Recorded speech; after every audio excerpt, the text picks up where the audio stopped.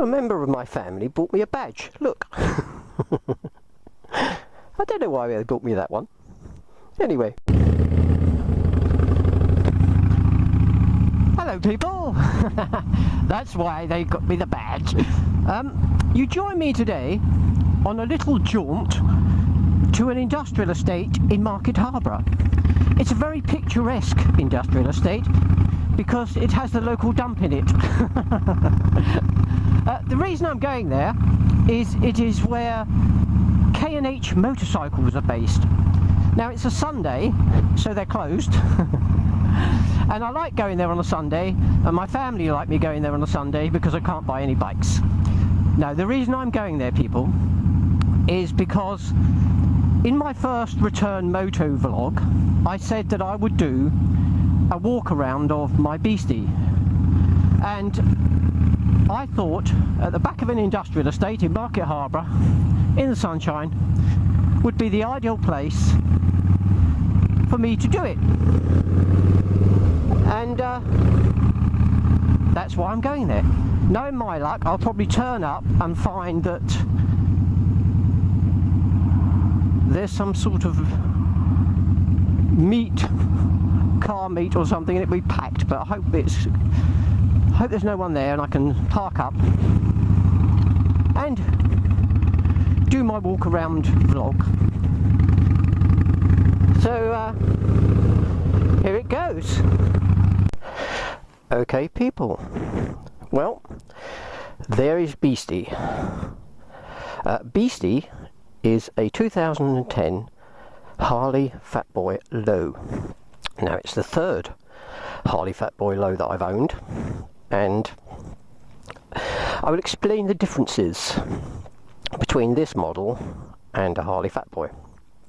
Back in 2010, Harley Davidson decided to bring out this particular model of Fatboy, and in America it was called the Low. In the UK I think they called it the Special for a while, but they are known as the Low now. And apart from the fact that it is lower, I don't know how much, 1.5 inches, something like that, it's a lower bike, or as they put it, it's slammed. They put a different seat on it, not that one that's on mine at the moment, a different seat, and I think they thought it might appeal to the shorter rider like me, or ladies with short legs. Had it been just the fact that it was lowered and the fact that it had a different slimmer seat, I probably wouldn't have changed the Fatboy that I had at the time. But there are loads of differences between the Fatboy that I had in 2010 and the Fatboy Low that I bought in 2010, the stock Fatboy Low. Because what Harley did was they took most of the chrome off and replaced it with either brush steel or a steel look, and that is where the difference is. That's where the cost would have been. I know that there are people who had Fatboys that actually black them out and put stainless steel covers on instead of chrome, but you would have to spend an awful lot of money to do all the differences between the Low and the Fatboy at that stage. I will put a picture up of the stock Harley Fatboy Low, and I'll put a picture up of the Fatboy, and you'll see that there's an awful lot more chrome on the Fatboy, on the forks, on the bars, the pipes, the engine casings, the covers, all this sort of thing is all very different on the stock Fatboy Low, and it would have cost a fortune to actually try and make my Fatboy look like a Fatboy Low. So I actually changed and went for a Fatboy Low. There are also big differences between this beastie and the stock Fatboy Low. Again, I will try, if I remember, to put some pictures up so you can see the bottom of the forks on the standard are steel. Well, they're not steel, but they're silver. The front of the headlamp, the risers, the engine casings are brushed steel on the Fatboy Low. On this beastie they're not. Lots of differences. Now this particular one, I'm not claiming that I've done all these mods, because I haven't. I've only done a few things to it, and non-cosmetic really. Most of the changes were done when I actually got this bike. But what has happened to this beastie is that the person that bought it before has done a lot to it. They have totally blacked out the front end, apart from the nuts here, which they've kind of left because I think because you've still got chrome fuel gauge, chrome petrol cap, and a chrome switch and a little chrome bit around there. But other than that, there's not a lot of chrome on it apart from the levers. And so what has this one had done to it from stock? Well, as I said, front's been blacked out completely, which I really like the look of. The cover down below is black, whereas on the stock it's brushed steel. The Derby cover is my personalised one. I don't know if you'll get a good picture of that one there. That Ace. I've had that on quite a few Harleys. It's a personal thing for me. The A, the C and the E are initials of 3 people who are very important to me. When I got the bike, he'd put the apes on it, which are great. New grips, black levers, and these tiny little things here,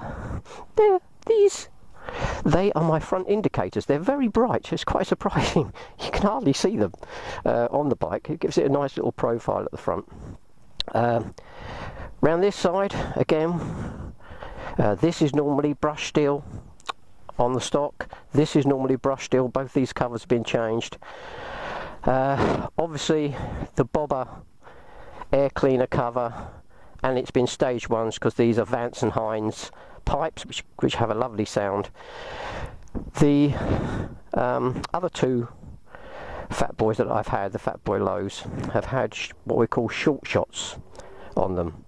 The exhaust stop a little bit further forward, so the whole back wheel is exposed. But on this one, they're long shots, and they sound great. I really like them. On the back, we've got a smoked indicators and a LED rear light, which is quite nice. And the other things that the gentleman that had it before me did to it is it's already a Fatboy Low, but he made it a Fatboy Low. What he did was he's had the whole bike lowered again.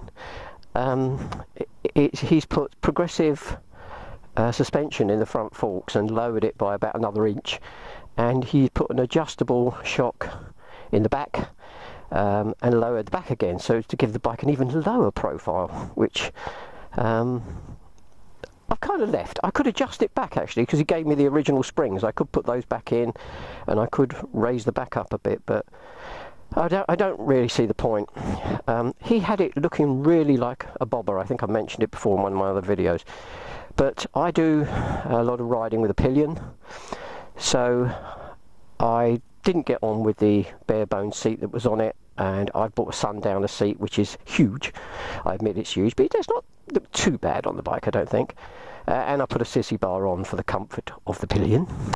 And really, apart from putting the stock mirrors back on, because I couldn't see out of the ones he put on because he'd had them under the bars and they were smaller than the stock mirrors, I haven't done an awful lot to it. But as I say, the way this has been modded up is it looks very different from the stock Fatboy Low, and the Fatboy Low is a very different style of bike to the standard Fatboy. So I really like the blacked out look. I really like the sort of the dark style bikes. There is a Fatboy Low S. Now that's not the special, but the S I think stands for Screaming Eagle, or it might be special as well, but it's a souped up version with all performance parts put on it as stock. 1580cc, a big heavy lump. It goes. It's a reasonable bike, and I really like it. I think this one is a lovely example. and hopefully I'll be able to keep it for many a year. I've already done quite a few miles on it, but there it is, the Harley Fatboy Low, or Fatboy Special as it was originally called in the UK, and not much else I can say about it really, people, other than there is the beastie. If you're a biker, you ride safe. If you're not a biker, you be safe, and I will catch you all later. Bye guys.